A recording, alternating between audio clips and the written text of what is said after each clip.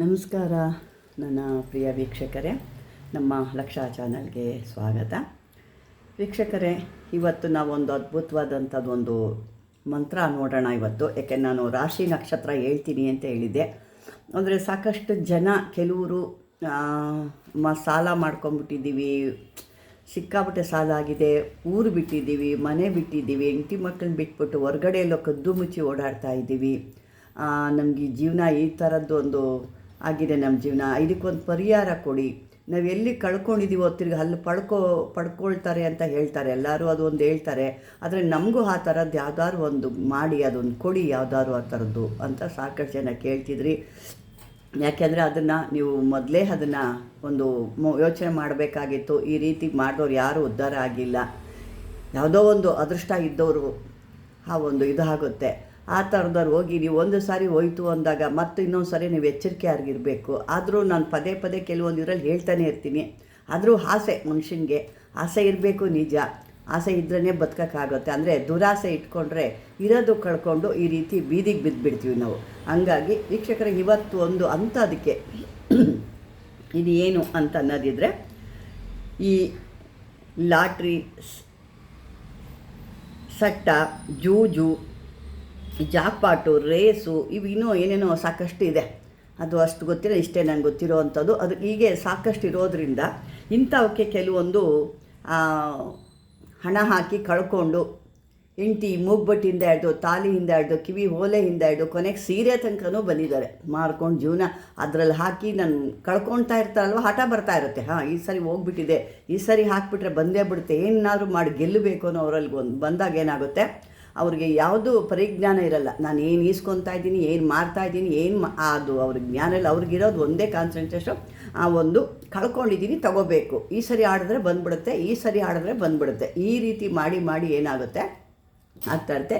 ಇದಕ್ಕೆ ನೀವು ಯಾವುದೇ ರೀತಿ ಖರ್ಚು ವೆಚ್ಚ ಇಲ್ಲ. ಈ ಒಂದು ಮಂತ್ರ ನಾನು ಕೊಡ್ತೀನಿ. ಆ ಮಂತ್ರನ ನೀವು 48 ದಿವಸ ನೀವು ಚಾಟ್ ಮಾಡಬೇಕು. ಅಂದರೆ ಆ ಒಂದು ಮಂತ್ರನ ಹೇಳ್ಕೋಬೇಕು. 48 ದಿನಗಳ ಕಾಲ ನೀವು ಅದನ್ನು ಹೇಳ್ಕೊಂಡಾಗ ಈ ಮಹಾಲಕ್ಷ್ಮಿ ನಿಮಗೆ ಈ ಒಂದು ಲಾಟ್ರಿನೋ, ಸಟ್ಟನೋ, ಜಾಕ್ಪಾಟೋ ಏನು ನೀವು ಆಡ್ತಿರೋ, ಜೂಜು ಏನು ಆಡ್ತಿರೋ ಅದರೊಳಗೆ ಒಂದು ಯಾವುದೋ ಒಂದ್ರಲ್ಲಿ ನಿಮಗೆ ದಾರಿ ತೋರಿಸ್ತಾಳೆ.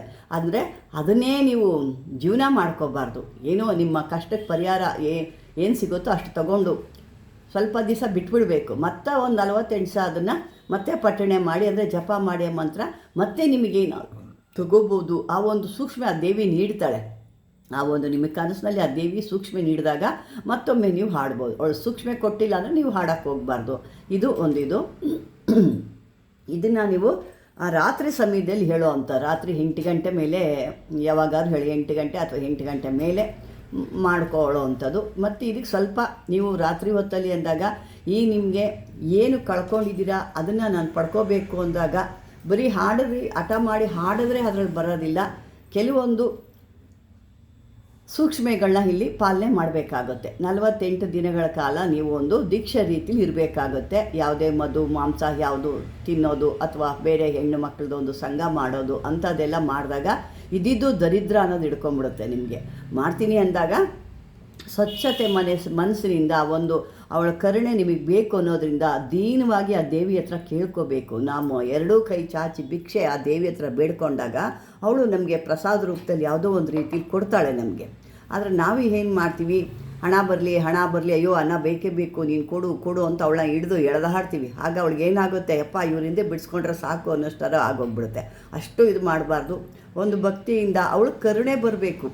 ನಾವು ಕೇಳೋ ರೀತಿ ಅವಳು ಕರುಣೆ ಬಂದಾಗ ಎಂಥ ತಾಯಿ ಕೂಡ ದೂರ ತಳ್ಳಲ್ಲ. ನಾವು ಕೇಳೋ ರೀತಿಲಿರುತ್ತೆ. ಆ ರೀತಿ ಕೇಳ್ಕೊಂಡಾಗ ಆ ದೇವಿ ನಿಮ್ಮ ಒಂದು ಜೀವನಕ್ಕೆ ಏನು ಆಗಬೇಕು, ಎಷ್ಟು ಕೊಡಬೇಕು ಅದು ಖಂಡಿತ ಕೊಡ್ತಾಳೆ. ಇವಾಗ ಆ ಮಂತ್ರನ ನಾವು ಯಾವ ರೀತಿ ಹೆಂಗೆ ಮತ್ತು ಅದಕ್ಕೆ ಬೇಕಾಗಿರೋ ಅಂಥದ್ದು ಏನು ಅಂತ ಹೇಳ್ತೀನಿ. ಇದಕ್ಕೆ ಬೇಕಾಗಿರೋವಂಥ ಖರ್ಚು ವೆಚ್ಚ ಏನೂ ಇಲ್ಲ. ನಿಮ್ಮ ಮನೇಲಿ ಮಾಮೂಲಿ ಕಮಲದ ಜಪ ಮಾಲೆ ಇದ್ದೇ ಇರುತ್ತೆ. ಜಪ ಮಾಲೆ ಅದಿಲ್ಲ ಅಂತಂದರೂ ಸ್ಫಟಿಕ ಮಾಲೆ ಇರುತ್ತೆ. ಯಾಕಂದರೆ ಸಾಕಷ್ಟು ಜನ ತೊಗೊಳ್ತಾ ಇದ್ದೀರಾ, ಈ ಯೂಟ್ಯೂಬ್ಗಳೆಲ್ಲ ನೋಡಿ ಎಲ್ಲ ಮಾಲೆ ನಮ್ಮ ಇದೆ ಇದೆ ಇದೆ ಅಂತ ಹೇಳ್ತಾರೆ.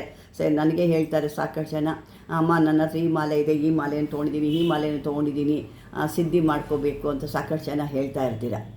ಅಂಥದ್ರಲ್ಲಿ ಈಗ ನಿಮ್ಮ ಕೆಲವ್ರಿಗೆ ಯಾರಿಗೋ ಪಾಪ ಗೊತ್ತಿಲ್ದಿರೋ ಅಂಥವ್ರು ಮಾತ್ರ ಇಲ್ಲ, ಅಂಥವ್ರಿಗಾಗಿ ನಾನು ಹೇಳ್ತಿದ್ದೀನಿ. ಗೊತ್ತಿಲ್ದಿರೋರು ಅಥವಾ ನೀವು ಹೊಸ್ದಾಗಿ ನೋಡ್ತಿರೋರು ಅಥವಾ ನಿಮಗೆ ಈಗ ನಾನು ಮಾಡ್ತೀನಿ ನೀವು ಹೇಳಿದ್ಮೇಲೆ ಅಂದವರು ಕಮಲದ ಬೀಜ ಒಂದು ಮಾಲೆ ಬರುತ್ತೆ, ಕಮಲದ ಬೀಜದ ಮಾಲೆ ಬರುತ್ತೆ. ಅದು ನಿಮಗೆ ಸಿಕ್ಕಲಿಲ್ಲ ಅಂದರೂ ಸ್ಫಟಿಕ ಮಾಲೆ ತೊಗೋಬೇಕಾಗತ್ತೆ. ನೀವು ತಗೊಂಡು ಇದನ್ನು ಸ್ನಾನ ಮಾಡಿ ಶುದ್ಧವಾಗಿರಬೇಕೆ. ಮಹಾಲಕ್ಷ್ಮಿ ಶುದ್ಧ ದೇವತೆ ಅವಳಿಗಾಗಿ ನೀವು ಶುದ್ಧವಾಗಿ ಒಂದು 8 ಗಂಟೆ ಮೇಲೆ ನೀವು ಕುಳಿತುಕೊಂಡು, ಅಂದರೆ ನೀವು ಬೆಳಗ್ಗೆ ನಿಮ್ಮ ಕಾರ್ಯ ಏನಿರ್ತೋ ಅದನ್ನು ಮಾಡ್ಕೊಳ್ಳಿ. ಕೆಲಸಕ್ಕೆ ಹೋಗೋರು ಕೆಲಸಕ್ಕೆ ಹೋಗ್ತೀರಾ, ಎಲ್ಲ ಮಾಡಬೇಕಾ ಅದನ್ನು ಮಾಡಲೇಬೇಕು. ನೀವು ನಿಮ್ಮ ಏನು ಕರ್ಮಗಳಿರ್ತೋ ಅದನ್ನು ಮುಗಿಸ್ಕೋಬೇಕು. ಹಾಗಾಗಿ ಇದು ಸಂಜೆ ನೈಟು ಅಂದರೆ 8 ಗಂಟೆ ಮೇಲೆ ಮಾಡೋದ್ರಿಂದ ನಿಮ್ಗೆ ಯಾವುದೇ ಅಡೆತಡೆಗಳು ಇರಲ್ಲ. ನೆಮ್ಮದಿಯಾಗಿ ಕೂತ್ಕೊಂಡು ಎಲ್ಲ ಕೆಲಸನೂ ಆಗಿರುತ್ತೆ. ಕೆಲ್ಸಕ್ಕೆ ಹೋಗಿ ಬಂದಿರ್ತೀರಾ, ಅಡುಗೆ ಹೆಣ್ಮಕ್ಳು ಕೂಡ ಇದನ್ನು ಮಾಡ್ಬೋದು. ಇದೇನು ಹೆಣ್ಮಕ್ಳು ಕೂಡ ಜಾಕ್ಪಟ್ ಆಡ್ತಾರಾ, ಲಾಟ್ರಿ ಆಡ್ತಾರಾ ಅನ್ನೋದಲ್ಲ. ಕೆಲವ್ರಿಗಿರುತ್ತೆ ಲಾಟ್ರಿ ತೊಗೋಬೇಕು ಅನ್ನೋದು ಕೂಡ ಇರುತ್ತೆ ಹೆಣ್ಮಕ್ಳಲ್ಲಿ ಕೂಡ. ಅವರು ಕೂಡ ಇದನ್ನು ಮಾಡಿಕೊಂಡಾಗ ಅವ್ರಿಗೂ ಕೂಡ ಯಾವುದೋ ರೀತಿಯಲ್ಲಿ ಯಾವುದೋ ಒಂದು ರೀತಿ ಆ ಮಹಾಲಕ್ಷ್ಮಿ ಅವ್ರಿಗೆ ಕರುಣೆಯನ್ನು ತೋರಿಸ್ತಾಳೆ. ಬನ್ನಿ ಈಗ ನಾವು ಮಂತ್ರ ಏನಿದೆ ಅಂತ ನೋಡ್ಕೊಳ್ಳೋಣ. ಓಂ ನಮೋ ಭಗವತೆ ಪದುಮಾಶ್ರೀ ಓಂ ರೀಂ ಪೂರ್ವ ದಕ್ಷಿಣ ಉತ್ತರ ಪಶ್ಚಿಮ ಧನ ದ್ರವ್ಯ ಹಾವೆ ಸರ್ವಜನ ವಶ್ಯಂ ಕುರು ಕುರು ನಮಃ. ಇದು ಮಂತ್ರ. ಈ ಮಂತ್ರನ ನೀವು ನಾನು ಮೊದಲೇ ಹೇಳ್ದಂಗೆ ರಾತ್ರಿ ಸಮಯದಲ್ಲಿ ಹೇಳೋ ಅಂತಾರೆ. 8 ಗಂಟೆ ಮೇಲೆ ರಾತ್ರಿ ಸಮಯದಲ್ಲಿ ಅದ್ರ ಮೇಲೆ ಎಷ್ಟೊತ್ಕಾರು ನೀವು ಹೇಳ್ಕೊಳ್ಳು. ಇದು ಒಂದು ವೃತ್ತದ ಥರ ನೀವು 48 ದಿನಗಳಂದರೆ ಒಂದು ಮಂಡಲದ ರೀತಿ ನೀವು ಮಾಡ್ಕೋಬೇಕು. ಆ ರೀತಿ ಮಾಡಿಕೊಂಡಾಗ ಆ ದೇವಿ ಯಾವುದೋ ಒಂದು ರೂಪದಲ್ಲಿ ಕೊಡ್ತಾಳೆ. ಅದು ಏನು ಅಂತಂದರೆ ಅಕ್ಕಿ ಬೇಯ್ತಿದ್ದಂಗೆ ಅನ್ನ ಆಗಿಲ್ಲ ಅನ್ನೋ ರೀತಿ ಆತರ ಪಡಬಾರ್ದು. ಅವಳಿಗೆ ಬಿಟ್ಬಿಡ್ಬೇಕು. ಅಮ್ಮ ನನ್ನ ಒಂದು ಏನು ಮಾಡಬೇಕು ಅದನ್ನು ನಾನು ಮಾಡಿ, ಅದಕ್ಕೆ ಫಲ ನೀನು ಕೊಡಬೇಕಾದವಳು ಅನ್ನೋದು ಆ ರೀತಿ ನೀವು ಇಟ್ಕೊಂಡು ಮಾಡಬೇಕೇ ಹೊರತು ಅಯ್ಯೋ ಅಮ್ಮ ಕೊಟ್ಬಿಡ್ತಾಳೆ ನಾನು ಮಂತ್ರ ಮಾಡಿಬಿಟ್ಟೆ ನಾಳೆ ಬೆಳಗ್ಗೆ ನಂಗೆ ದುಡ್ಡು ಬಂದುಬಿಡ್ತದೆ 48 ದಿವಸ ಎಷ್ಟು ದಿನ ಆಗುತ್ತೋ ಎಷ್ಟು ದಿನ ನಾನು ಜಾಕ್ಪಾಟ್ ಮಾಡೋದು ಅನ್ನೋದು ಆ ಥರ ಎಲ್ಲ ನೀವು ಮನಸ್ಸಲ್ಲಿ ಇಟ್ಕೊಂಡಾಗ ಆ ಥರ ಗೋತ್ರ ಕೆಡಿಸ್ತು ಅನ್ನುತ್ತೆ. ಹಾಗಾಗಿ ನೀವು ನಿಶ್ಚಲವಾಗಿ ನಿರ್ಮಲ ಮನಸ್ಸಿಂದ ಸ್ವಾರ್ಥ ಇಲ್ದಂಗೆ ನೀವು ಇದನ್ನು ಮಾಡಿದಾಗ ಅವಳು ಖಂಡಿತ ಅವಳ ಕರುಣೆ ನಿಮ್ಮ ಮೇಲೆ ಇದ್ದೇ ಇರುತ್ತೆ. ಅಂದರೆ ನೀವು ಮಾಡೋ ಅಂಥದ್ದು ಈ ರೀತಿ ಇರಬೇಕು. ಎಲ್ಲ ತೂಕನೂ ಅವಳ ಮೇಲೆ ಹಾಕಬಾರ್ದು. ಅಂದರೆ ಇದು ಬಂದರೆ ಇದು ಮಾಡಬೇಕು ಅದು ಮಾಡಬೇಕು ಅಲ್ಲಿಗೆ ಇದೆಲ್ಲ ಇಟ್ಕೋಬಾರ್ದು. ನಿಮ್ಮ ಒಂದು ಶುದ್ಧವಾದ ಮನಸ್ಸಿಂದ ನಿಶ್ಚಲ ಮನಸ್ಸಿಂದ ನೀವು ಆ ತಾಯಿನ ಅಮ್ಮ ನನಗೆ ಈ ಸ್ಥಿತಿಲಿ ನಾನು ಇದ್ದೀನಿ, ನನಗೆ ನೀನು ಕರುಣೆ ತೋರಿಸ್ಬೇಕು, ನನ್ನ ಒಂದು ಸ್ಥಿತಿ ಭಾಳ ಕಷ್ಟಕರವಾಗಿದೆ, ನಿನ್ನ ಕರುಣೆ ನನಗೆ ಬೇಕು ತಾಯಿ ಅಂತ ಯಾವತ್ತೂ ನೀವು ಅವಳನ್ನ ದೀನವಾಗಿ ಕೇಳ್ಕೊಂಡಾಗ ಅವಳು ಖಂಡಿತ ಆ ಲಕ್ಷ್ಮೀ ನಾರಾಯಣ ಇವಳು ಖಂಡಿತ ನಿಮಗೆ ದಯ ಪಾಲಿಸ್ತಾಳೆ. ಯಾಕೆಂದರೆ ಸಾಕಷ್ಟು ಜನ ಇದನ್ನು ಹೇಳ್ತಿರೋದ್ರಿಂದ ನಾನು ಇವತ್ತು ಇದನ್ನು ವಿಡಿಯೋ ಮಾಡಿದೆ.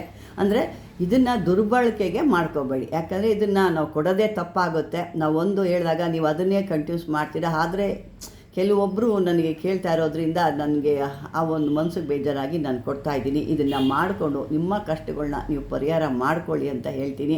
ಅದೇ ರೀತಿ ವಿಡಿಯೋ ನೋಡಬೇಕಾದ್ರೆ ಅದಕ್ಕೆ ತಕ್ಕನಾಗಿ ಒಂದು ಹೈಪು ಅಂತ ಬರುತ್ತೆ, ಹೈಪ್ ಒತ್ತಿ. ಅದೇ ರೀತಿ ನಿಮ್ಗೆ ಈ ವಿಡಿಯೋ ಇಷ್ಟವಾದರೆ ಲೈಕ್ ಮಾಡಿ, ಶೇರ್ ಮಾಡಿ, ಹೊಸ್ದಾಗಿ ನೋಡ್ತಿರೋರು ಸಬ್ಸ್ಕ್ರೈಬರ್ ಮಾಡ್ಕೊಳ್ಳಿ ಅಂತ ಹೇಳ್ತಾ ಧನ್ಯವಾದಗಳು ವೀಕ್ಷಕ.